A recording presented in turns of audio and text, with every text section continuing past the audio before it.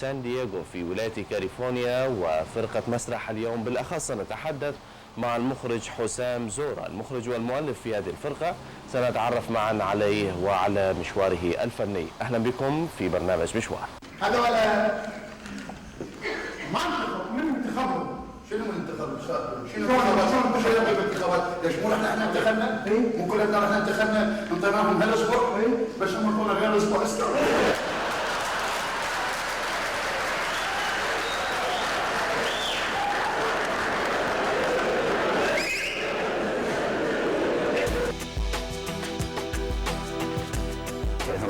اهلا وسهلا بك. احنا سعداء في استضافتك في برنامج مشوار عبر قناه الامياي، واستغلينا فرصه وجودنا في كاليفورنيا والعروض المسرحيه الممتازه والجميله حقيقه، وحبينا نسلط الضوء على الفنان حسام زورا في هذا البرنامج، نتعرف والمشاهدين ايضا يتعرفون على مسيرتك الفنيه ومشوارك الفني. نعم جميل. نبدا بدايه حسام، يعني الموضوع لماذا اتجهت إلى المسرح؟ كيف وجد حسام زورا نفسه في المسرح؟ يعني كثيرين ربما يجدون نفسهم في مجالات أخرى من الفن. نعم. كيف نمت عندك هذه الموهبة في التمثيل وفي التأليف؟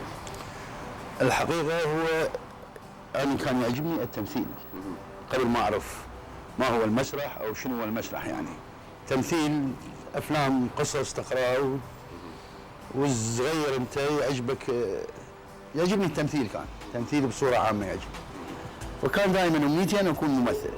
يعني اذا افلام او اذا مسلسلات، المهم التمثيل كان صدق يسري في دمي.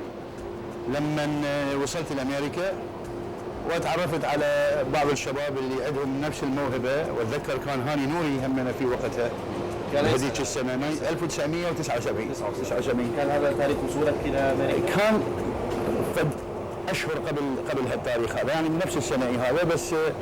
بس كنا شباب نلتقي في النادي اسمه النادي العراقي بذاك الوقت، والتقيت بهاني نوري والاخوه اللي موجودين هناك، وكنا 4-5 اشخاص لما شكلنا الفرقه وبدينا نبحث عن نص. عندنا فرقه وعندنا كل شيء، لكنه ما عندنا نص. sometimes نسميه الحاجه ام الاختراع.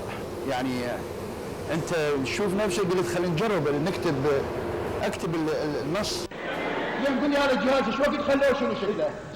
قل لي هذا الجهاز لك يا جهاز، لك تبع الجهاز اللي قاعد وراك. يقول لي جهاز، هذا جهاز طباعه غزال متشرد. هذا اول جهاز استخبارات. شمعون شلون جهاز؟ شمعون. نعم. عبود، هذا عبود صغير. انا ما اخلي لك من منبه. روح علقها. نعم. روح علقها. تعلاقه ما عندي. يقول لي تعلاقه، اقول له علقها، يقول روح صيبها. اعطيني المسدس مالك. سامعون شنو؟ مو يوم بدي احكي. شنو سيدها؟ مو حق الجهاز يقول عليك مولوتي. شنو مدافع تفهمني يعني شنو؟ صادقها. يلا بسرعه، اذا ما تقدر انا موجود. اصادقها؟ اذا ما تقدر بسرعه. يلا ماكو داعي. روح انت مبهدل روح. قسم لي. شلون خطه بقى قلت قسم لي.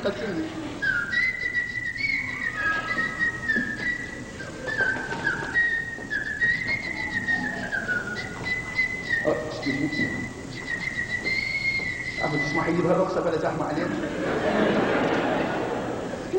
Pardon? لا طلعت من جماعة البارني. لا ايش تضحك علي؟ لا انت قلت لي، ما قلت لك انا مو شرط جاي. لك يا رقصة من دا يزوج امه؟ لا المفروض من الشوف هيك وجه حلو، هيك عيون عسلية، هيك خشم عبالك هسه مسوي عملية. يعني المفروض يكون عندك مثل حفلة. يعني طبعا حفلة، ليش مو حفلة؟ يعني اللي يشوف هيك وجه شعره عبالك سيما المواعين بعد.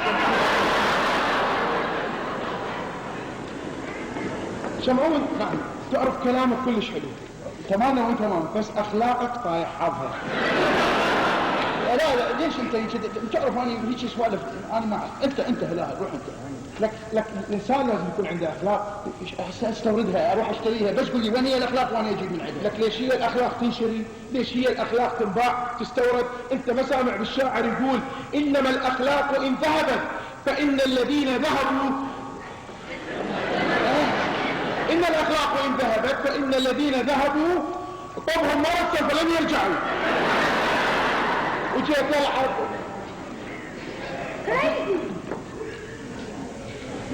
لا هاي قوية لا شنو؟ قالت لك كريزي لا هاي قوية كيف تجيب عجلة كسر؟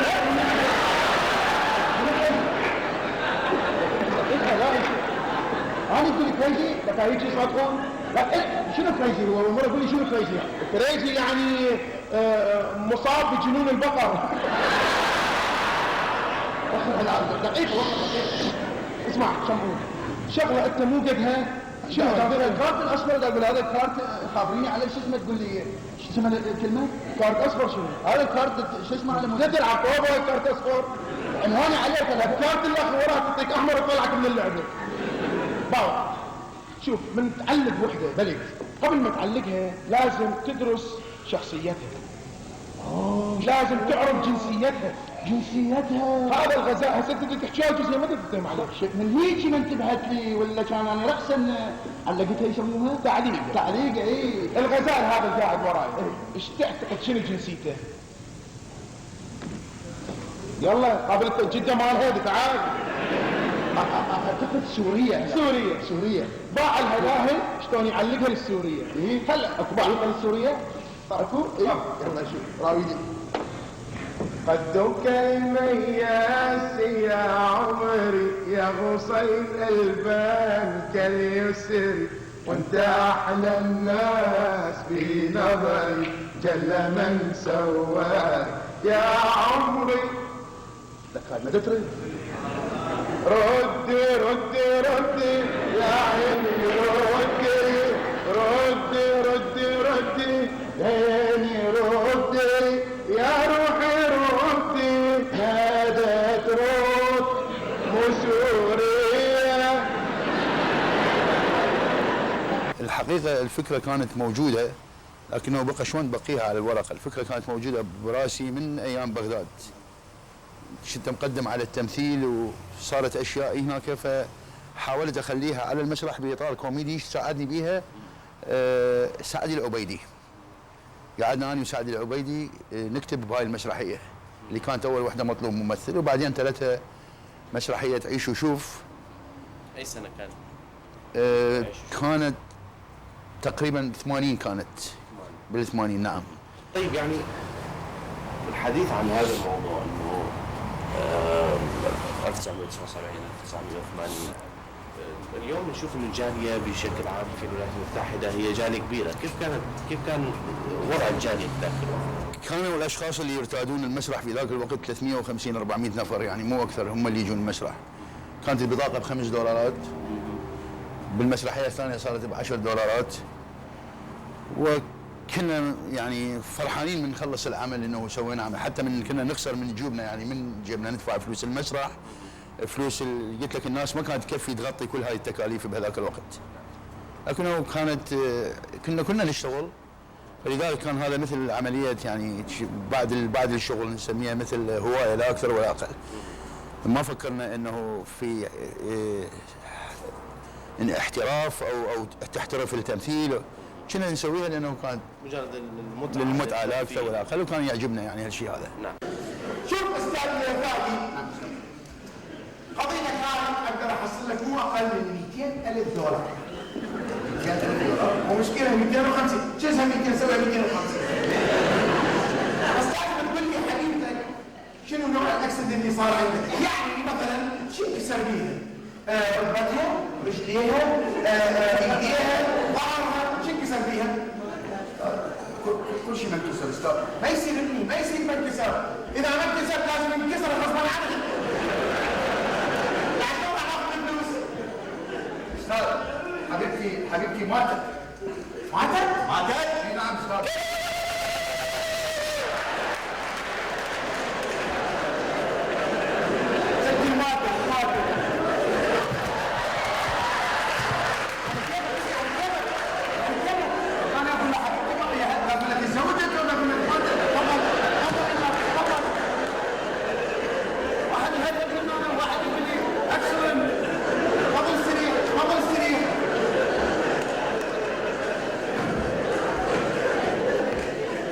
الوقت ما كان ابدا موجود ولا كان مناسب حقيقه يعني. دائما كنا نسرق الوقت، تسرقه من راحتك، تسرقه من بيتك، تسرقه من اطفالك، تسرقه من زوجتك. ايش قد ما عندك مجال اذا لانه تكون تشتغل يوم كليته، وبالليل اللي يجي انه تيجي للبيت، انت متى تجي للبيت تروح تتمرن او تريد تكتب المسرحيه يعني دائما كنا نسرق الوقت نجيبه ابدا مكان، لانه دائما مثل ما تعرف امريكا لازم تشتغل حتى تدفع الثمنات وتدفع البلات هذه كلها تيمم. برافو عليك، برافو عليك، مش عارف يعني وجهك مو غريب عليك، يعني طالب جديد صار لي يومين. شباب طشتوا؟ نعم. البيت من؟ بيت قصروا.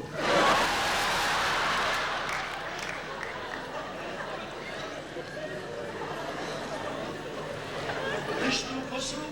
نعم. غير تركيبه مال ايش يعني شنو صار؟ ايوه اسم عالي على العالم. قصروا طشتوا قصروا. ليش يعني الاسم الغريب هذا؟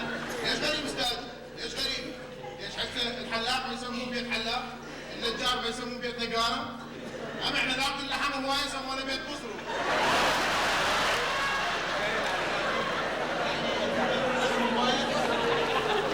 استاذ احنا ما ناكل غير اللحم، الصبح لحم، الظهر وبالليل كله لحم. نعم. العالم تاكل تتعشى ورا العشاء ياكلوا لو حلويات لو فواكه. احنا ورا ما نتعشى فاكهه وتشريب ناكل ستيكات. لا انا من جيت للدنيا امي ما كانت ترضعني حليب. كانت تسلك فخذ لحم وتاخذ المي تخلي بالمميه وتشبتها بحليب. يسموني قشط بوسط.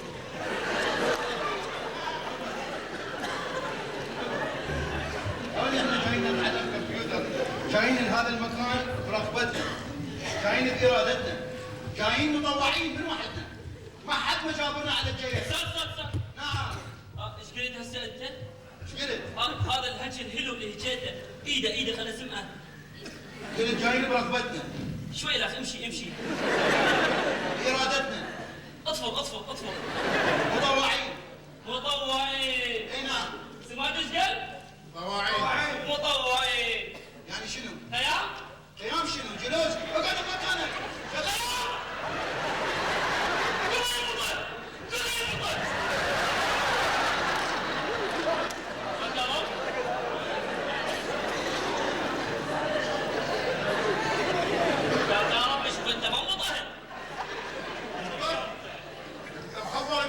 يقومني.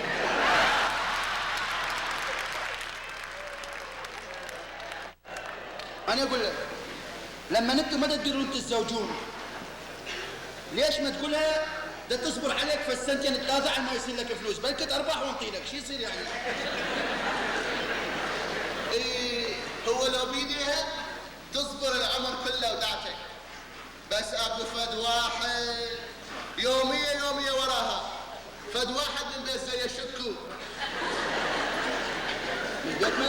بيت زي الشكو مكلب وراها واهلها من الصم موافقين وذاك اليوم دا تقول لي اهلي دا يضغطون علي لانه هذا المتقدم عليها عنده فلوس وسوبر ماركت وكان تجي عليها تسالني وتقول لي عو ايش وقت تتقدم علي عو ايش وقت تجي تطلبني عو ومنين عيني منين اذا انا دا ارجع لي ولا مثل بول بعيد منين صار ساعدني القي لي حل المكالمه تحشي علي دقيقة عاطف الطوفي فد $20 وياه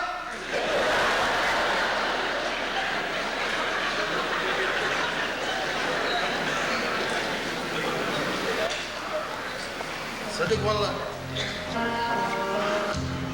أنا حطمت لابن أختي خطية أختي ببغداد قالت أروح لأمريكا خالك هناك ألا ليه واللخ نزار عبرو أخ وجه هنا يشتغل بالسبوع ياخذ $200 وانا ادان منه 300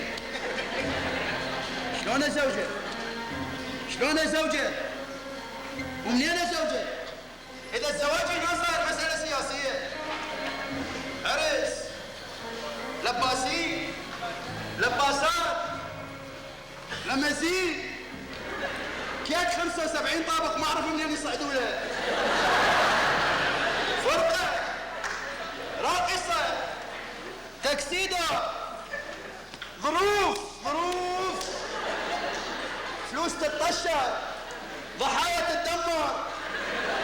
كتابنا وكتابكم، وعلى ما يتزوج العريس تطلع لفتقه. من ادز الفيلم مال عرس البغداد عبال المسلسل مال داينستي.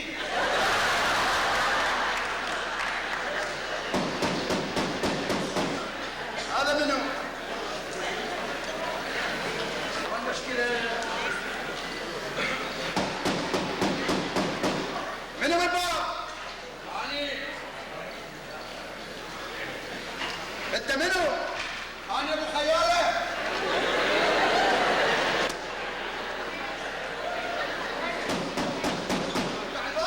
لك هذا الجابه هسه كان يحكي وياي بالتليفون. أبو خيالة أنا ما موجود.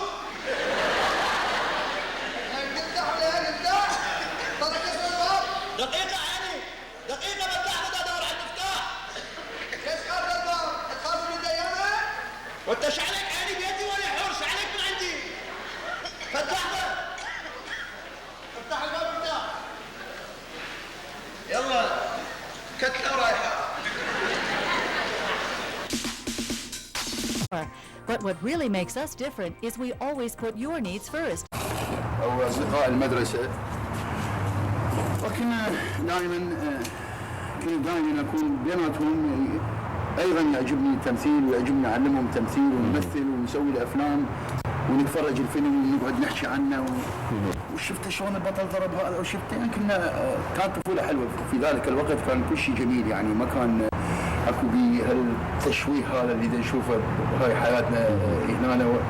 كان يمكن اكبر حدث يصير هناك من تغني ام كلثوم اغنيه او من يغني عبد الحليم اغنيه جديده. كان هذا اكبر حدث يصير، تقوم الدنيا ولا تقعد.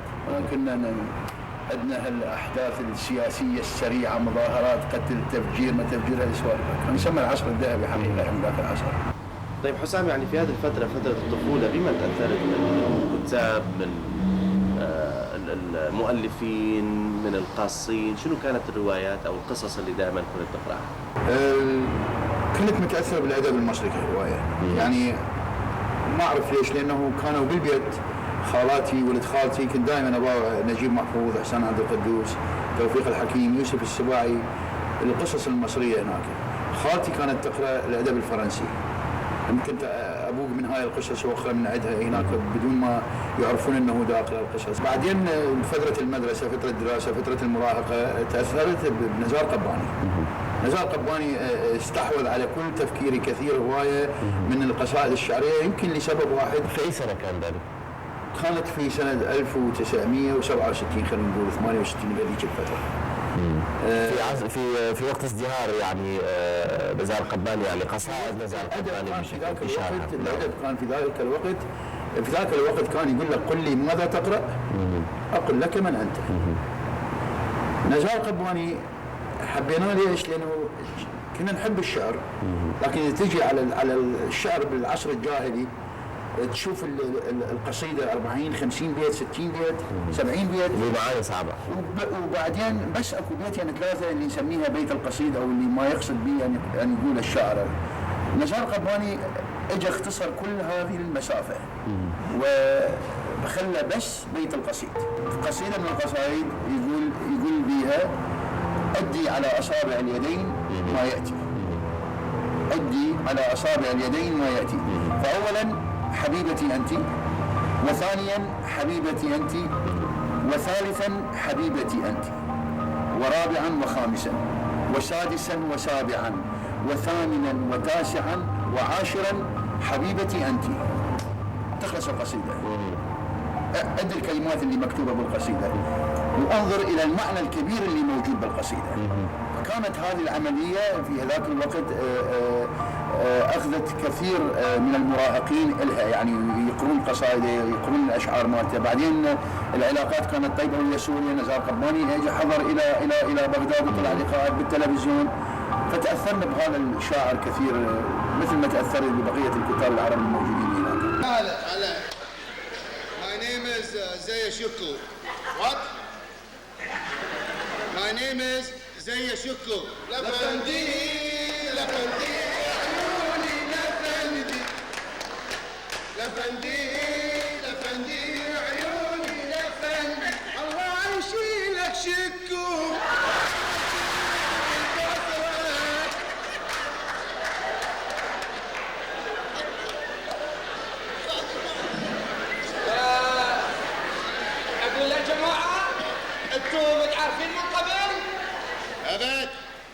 اصلا انا اول مره اشوف هيجي خلق. وات دا اقول يعني اول مره اشوف هيجي خلق. ما عندي غيرك، ما عندي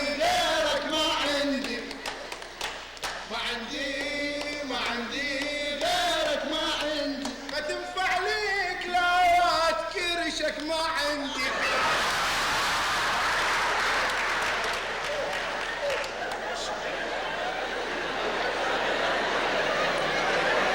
ريحنا حظك. هاي ما تقولوا لي شنو السالفه، ترى اعصابي انهارت انا. يا معودة حماتي اعصابي ولا اعصابك. احترم نفسك، هاي مو حماتك، هاي حماتي اني. قلت ام يصيروا موافقين ان شاء الله. على شو موافقين عيني؟ خلي اشوف شنو السالفه، اشو صار بيها. يعني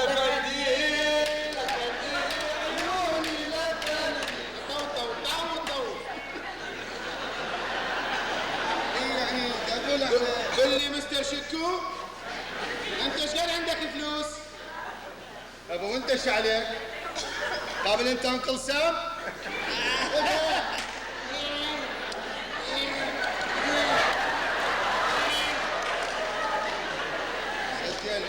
سجل بس دا يسأل عليك، دا يشيك، خاف محتاج منا حتى يساعدك هو يعني. شو يساعدني؟ يعني يعطيك فلوس شوية إذا تريد. اسمع عليه، أنا أغرقك بفلوسي. اسمعي مو قدامك. ايش قلت ام ميسون؟ ايش قلت عيني ام ميسون يقول لك؟ على ايش عيني؟ نقدر نخش بالخطبة وبالزواج. واني ما دا اشوف اي داعي للتاخير. واحنا عندنا فلوس. طبعا عندنا فلوس. يا فلوس عيني ططو. ططو؟ شنو يعني ططو؟ يعني انت ططو، ابوك ططو.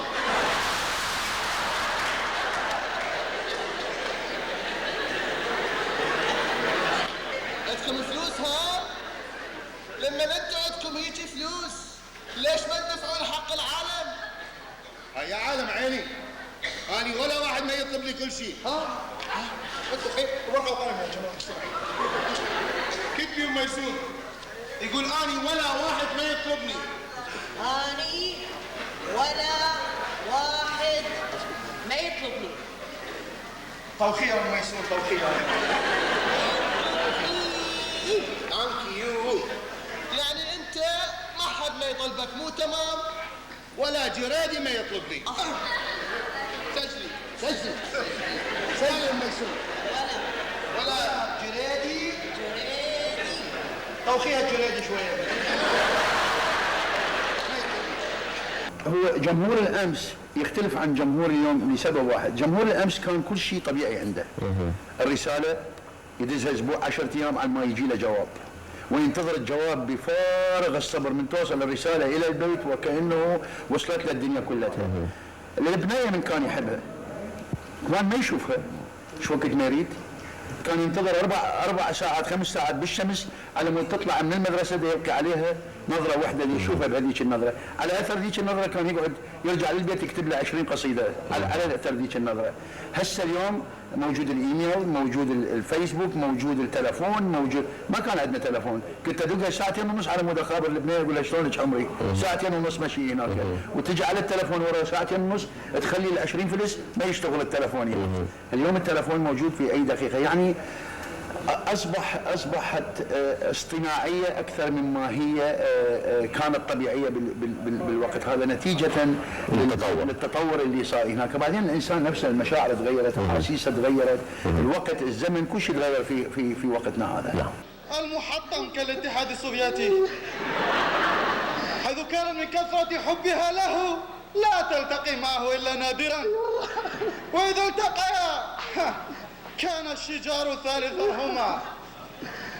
طوبى طوبى يا ولدي، طوبى لهذه السيدة، وادعوا من أجلها تغمدها الله في رحمته الواسعة، وأسكنها فسيح جنانه، وألهم هذا الزوج المسكين المحطم المنهار الصبر والسلوان. امين امين. هم من الله سابقون ونحن من اللاحقون يا بني. ان شاء الله مولانا ان شاء الله. بقي في حياتك يا ولدي، قم. بقي في حياتك، بقي في حياتك يا ولدي. ليس عندي. السلام عليكم.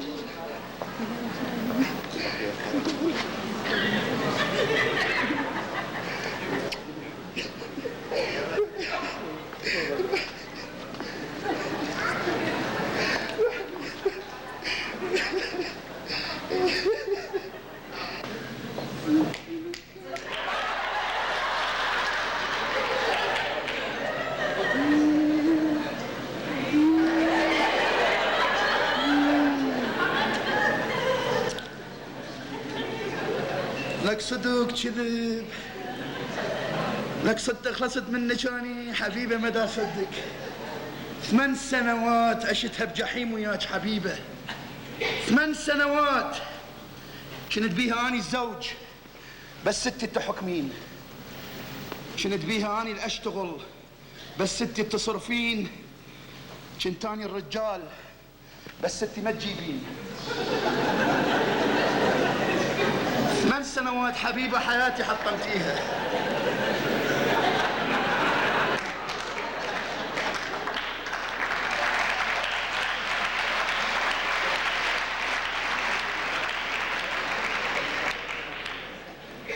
كنت أعرف راح يجي هيك يوم كان لازم تموتين. لا تتصورين حتى لو كنتي عايشة كنت قلت لك مرة لخ. الحقيقة رامي من أكون على المسرح شعور الخوف والرهبة ما يكون موجود عندي، أنا كممثل أمثل وأقدر أمثل وأسوي الدور وأطلع من عنده، لكن الشعور والرهبة والخوف يلازمني إلى أن ينتهي العمل. هل يا ترى العمل راح يكون ناجح؟ هل الجمهور راح يتقبل العمل؟ هذا اللي يرقني وهذا اللي يقلقني. اما وجودي على المسرح او صعودي على المسرح ووقوفي امام ال1000 نفر اللي قاعدين على المسرح بالعكس هذا يفرحني ويسعدني ويخليني ان اقدم اكثر وابدع. هل هذا الشعور يتجدد دائما في كل عمل؟ نعم، وفي كل عمل انت تقلق. يعني انا كنت بهاي المسرحيه رغم معرفتي بالممثلين اللي يمثلون انا، رغم انه اعرف انه كل من مؤدي واجبه بصوره صحيحه، لكن يبدا دائما السؤال اللي يراودني بالاخير، هل راح يكون العمل ماشي بصوره صحيحه؟ راح يصير فد شيء؟ الجمهور راح يستقبل الفكره هذه؟ هل راح يتقبل الفكره؟ الى ان تنتهي المسرحيه كل شيء يكون اوكي، يلا ترتاح فكريا، ترتاح نفسيا هناك. لوش واقف هنا؟ تمام يا فندم. شنو انت ما تعرف بس تمام يا فندم؟ تمام يا فندم. لك انت شنو مصري؟ شنو ما الياباني؟ انت من جماعة حسني؟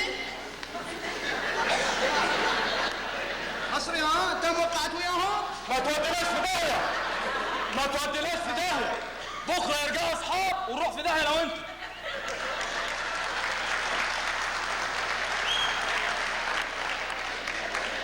ما توديناش في داهية. انا ايش وصيتك ابو لمعة؟ كله تمام يا فندم. وين كله تمام؟ الميوسع تمام، الكيك تمام، المعازيم حابسهم وكلهم تمام. كله تمام. اسمع ابو لمعة. ايوه يا باشا. المعازيم ايوه راح يكونون قاعدين على الميز وياهم رصيد. رصيد؟ يعني ايه رصيد؟ رصيد، هذا الرصيد يراوي قد جايبين بالضرب. فلوس يعني. وهناك اعمال مستقبليه في الطريق. نعم عمل موجود حاليا، يعني اذا ما اريد اقول عنه او ما اريد احكي عنه، لكنه كل ما اريد يعني تعلمت في امريكا كل ما اخطط شيء ما يطلع